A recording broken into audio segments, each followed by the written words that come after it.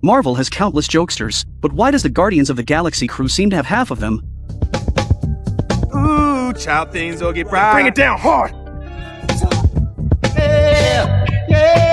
He's not only the most entertaining superhero in Marvel history, but also the one who's taken out the most dads. In * Guardians of the Galaxy Volume 1 *, he tricks his adoptive father. In * Guardians of the Galaxy Volume 2 *, he kills his biological father. And in the Avengers 3 and 4, he fights his father-in-law. That's right, he's none other than the superhero who comes with his own soundtrack, Star-Lord. Star-Lord isn't just the most comedic superhero in Marvel history, he's also famous for his knack for causing trouble, with every appearance of his leaving the audience in stitches. But despite being one of Marvel's funniest heroes, Star-Lord lost his biological father at a young age, and his mother also passed away due to illness, leaving the young boy to endure the pain of losing both parents alone. Star-Lord ran outside in silent grief, and just when despair completely overwhelmed him, a bright light suddenly appeared in the sky. A massive spaceship, like a messenger of fate, descended to whisk him away into a brand new world. The owner of that ship was none other than Yondu of the Ravagers. From that moment on, Yondu became Star-Lord's adoptive father and spent the next 26 years raising him into a renowned member of the Ravagers. One day, Yondu sent Star-Lord on an incredibly important mission to the planet Morag to find the orb.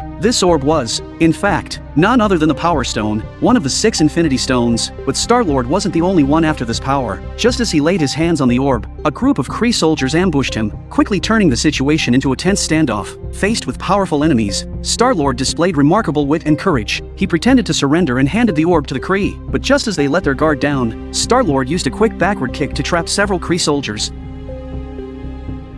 Then, he swiftly drew his laser gun and accurately shot down the Kree leader, Koroth. As Star-Lord reached down to reclaim the orb, Koroth, miraculously, stood up and fired a shot at him. Star-Lord dodged just in time, then activated his jet boots and sped away. Koroth gave chase, with more foot soldiers blocking Star-Lord's path. At that critical moment, Star-Lord decisively threw out an anti-gravity device, trapping the soldiers in place, and seized the chance to leap into his ship, escaping with the orb in hand. After his successful escape, Yondu contacted Star-Lord via communicator, urging him to return and hand over the orb immediately. However, Star-Lord had a bold idea brewing in his mind. He planned to sell the orb privately and keep the hefty reward for himself. This decision enraged Yondu, who immediately put a bounty on Star-Lord's head, offering 40,000 units for his capture alive. Meanwhile, the defeated Kree soldiers returned to Ronan's Dark Aster battleship to report what had happened. Ronan's obsession with the orb stemmed from his belief that, by delivering the Power Stone to Thanos, he could use its strength to destroy Xander and avenge the death of his family. To retrieve the orb, Ronan sent Thanos' adopted daughter, Gamora, to hunt it down. At the same time, Yondu's bounty also reached the ears of Rocket and Groot. By then, Star-Lord had already snuck onto Xander, looking for a buyer for the orb. Just as the deal was about to go through, Star-Lord accidentally revealed that the orb had been nearly taken by Ronan's men. The buyer,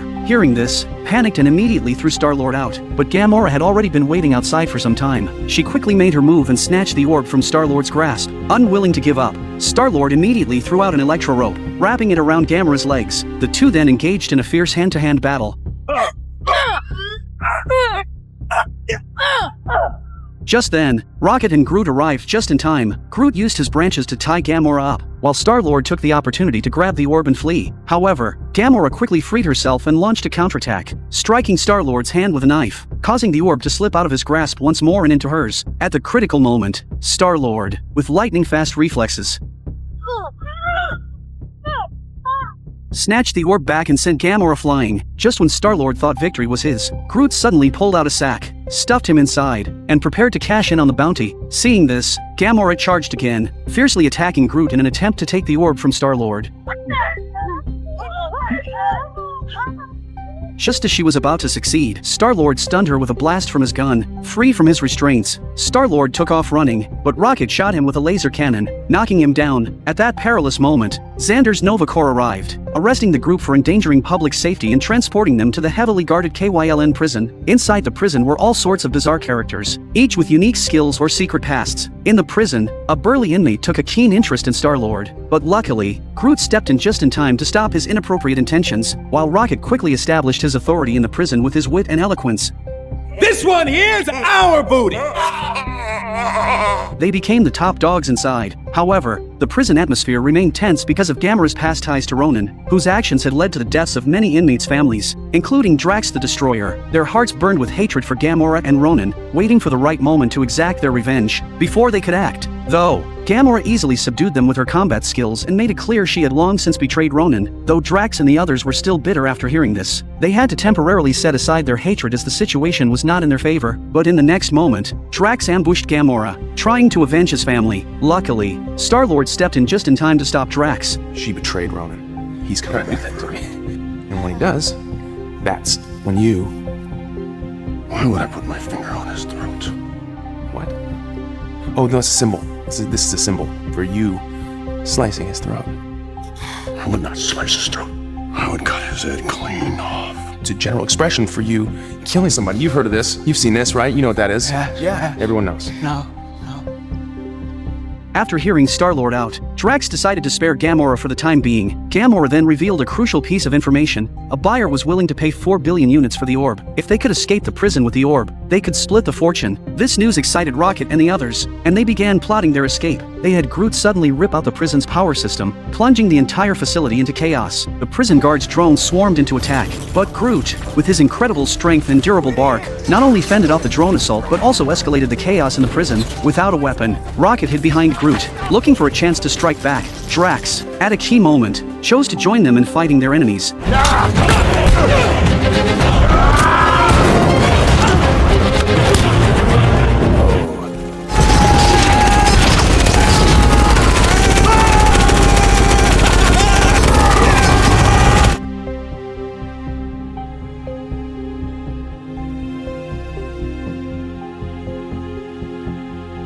Challenging. At the crucial moment, Rocket shut down the artificial gravity system, causing the guards outside to float like feathers, helplessly drifting in the air. This move swiftly defused the immediate threat. Then, with a series of skilled maneuvers, Rocket detached the watchtower from the prison systems, converting it into a small spacecraft. He even cleverly reprogrammed the nearby drones, using them to power the ship as it zigzagged through the chaos. Finally, they located Star-Lord's ship and flew off Xandar, embarking on their journey to nowhere. There, they found the Collector, who eagerly sought the orb. In his signature voice, the Collector slowly unveiled the mysteries of the universe's creation to the group. At the dawn of the universe, 6 Infinity Stones came into existence. Then the universe exploded into existence, and the remnants of these systems were forged into concentrated ingots.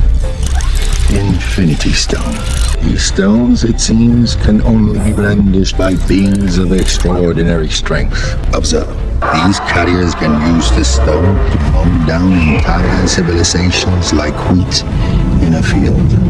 There's a little pea coming out of me right now. Once for a moment, a group was able to share the energy amongst themselves, but even they were quickly destroyed by it. Beautiful. Beyond compare. Blah. We're all very fascinated, Whitey, but we'd like to get paid. How would you like to get paid? And within the orb before them lay the Power Stone, containing the power to destroy entire worlds. Each of these stones contained enough energy to obliterate a planet with ease, but the allure of such power quietly corrupted the mind of the Collector's servant, Karina. Unfortunately, she vastly underestimated the power of the gem. In an instant, the uncontrollable energy surged over her like a tidal wave, consuming her completely. In the end, Karina was reduced to nothing. Amid the explosion shockwave, Groot instinctively grabbed Rocket and carried him to safety. When the dust settled, the Collector also collapsed helplessly on the ground of the laboratory. They were all amazed at the terrifying power of the gem. Gamora quickly rushed forward and sealed the orb, as if she were locking away an ancient curse. Peter, listen to me. We cannot allow the stone to fall into Ronan's hands. We have to go back to your ship and deliver it to Nova. Right. Okay. I think you're right. As the group began discussing how to deal with this dangerous artifact, Ronan's army approached like a looming storm cloud. It turned out that Drax, desperate to take down Ronan, had secretly leaked their location, but Ronan didn't care about Drax's sights were set on the orb. Seeing this, Drax attempted to attack Ronan from behind, but the vast difference in strength saw him swiftly defeated, with Ronan sending him flying with a single punch. I recall killing your family. I doubt I'll remember killing you either. In the end, Ronan mercilessly tossed Drax into a chemical pool. Luckily, Groot acted quickly, extending his sturdy branches to pierce Drax's chest and pull him back from the brink of death. Meanwhile, Thanos' other adopted daughter, Nebula, was hot on their tail, determined to retrieve the orb. However, the flying machine Star-Lord and the others were driving was just a simple workboat with no weapons. At this critical moment, Rocket, with his extraordinary courage and driving skills, directly controlled the flying machine to crash into Nebula's spaceship.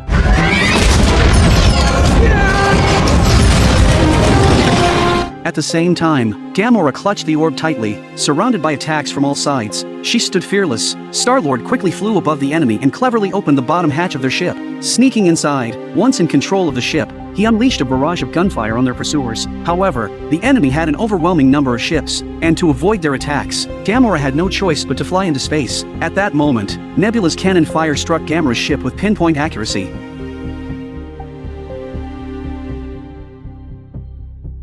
causing her to lose its protection and leaving her floating helplessly in the vastness of space. Meanwhile, the orb was seized by Nebula. Star-Lord, watching Gamora drifting in space, was filled with both sorrow and determination. In an effort to save Gamora, Star-Lord made the bold decision to reveal his location to Yondu, who was still hunting him down. Star-Lord then donned his oxygen mask and fearlessly launched himself into space. Finding Gamora, he placed his mask on her to save her.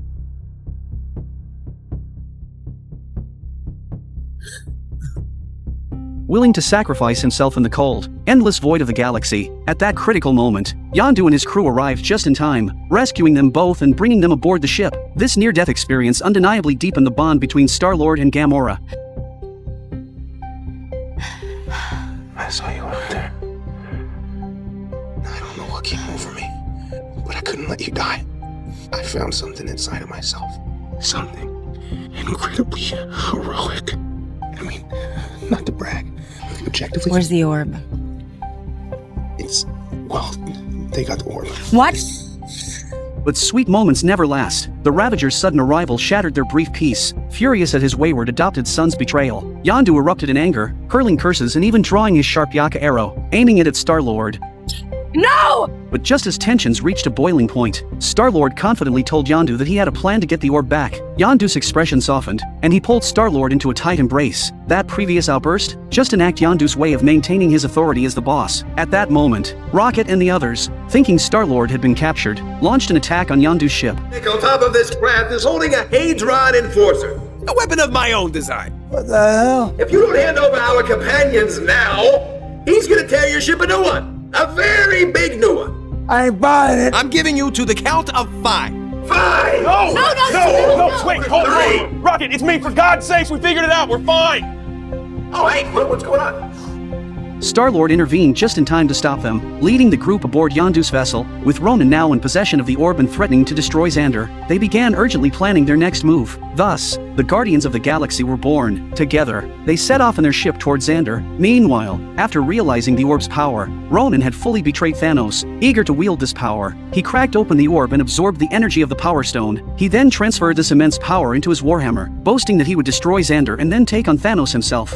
In his anger, Thanos chose to temporarily retreat. After Xandar, you were going to kill my father? You dare to oppose me? You see what he has turned me into? You kill him, I will help you destroy 1,000 planets.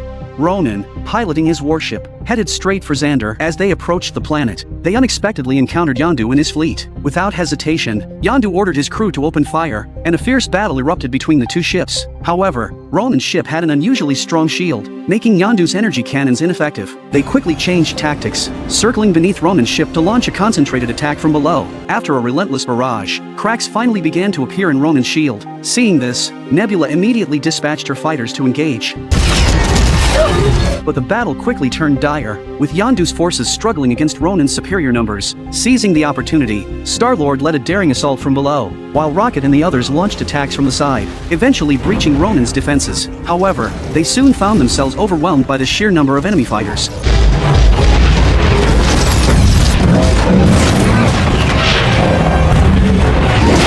No more game for me, boy!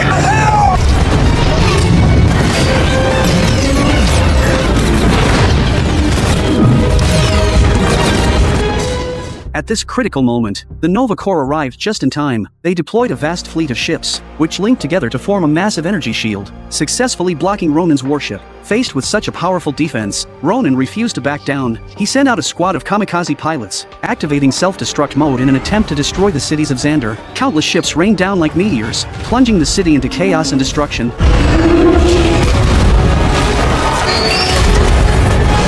Meanwhile, Yondu's fighter was hit during the battle and crashed to the ground. Going down, Quill! No more games for me, boy! I'll see you at the end of it! Yet, Yondu didn't give up. As soon as he stood up, he was surrounded by Ronan's soldiers. Without hesitation, Yondu drew his Yaka arrow, ready to fight. Enough nonsense, Ravagers!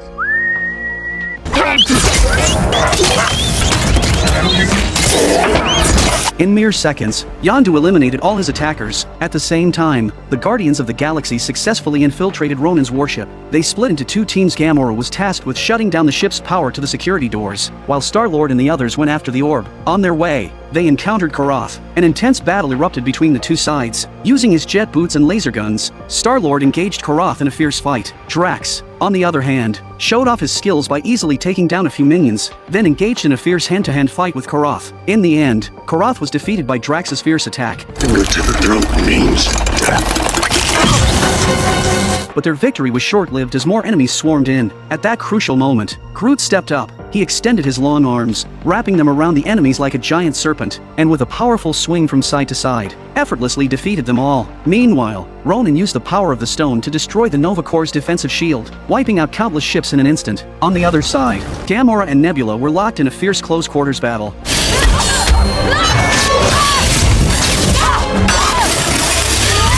After a hard-fought battle, Gamora finally defeated Nebula. She tried to persuade her sister to join them in fighting Ronan, but Nebula coldly severed her own mechanical arm and chose to escape alone. Taking advantage of the chaos, Gamora quickly acted, pulling out the power supply to the security doors and clearing the way for Star-Lord's escape. Without hesitation, Star-Lord rushed straight to Ronan. Without a moment's hesitation, he fired a powerful blast at the formidable enemy.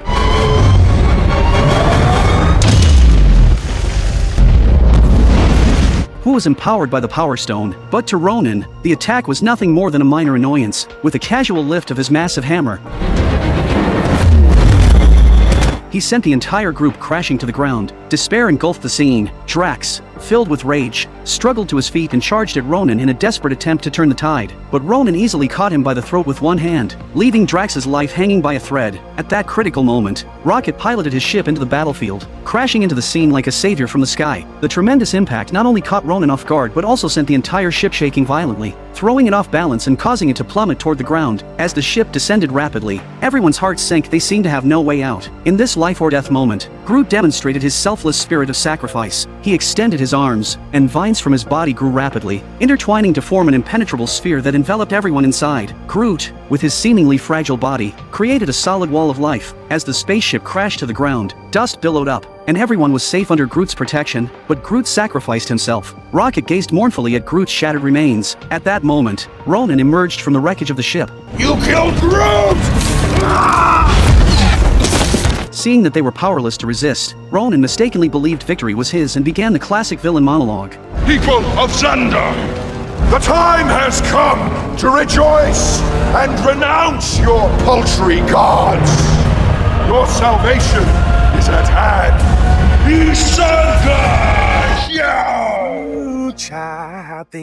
Ooh, child, things will get pow. Things are gonna. Listen to these words. Ooh, child, fit easier. Then bring it down hard, brighter. What are you doing? Someday. Dance off, bro.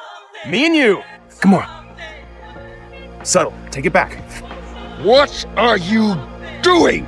I'm distracting you, you big turd blossom. By the time Ronan realized it, it was too late. Rocket and Drax had already fired a shockwave at him, shattering his massive hammer into pieces. Seizing the opportunity, Star-Lord grabbed the Power Stone. The stone immediately unleashed a surge of energy too powerful for any mortal to handle. However, Star-Lord remained unharmed by its immense power. To help Star-Lord manage the overwhelming energy, the others stepped forward and clasped his hands tightly. Together, they miraculously managed to control the Power Stone's energy. In the end, Star-Lord opened his hand, releasing the full force of the stone and completely destroying the once arrogant Ronan.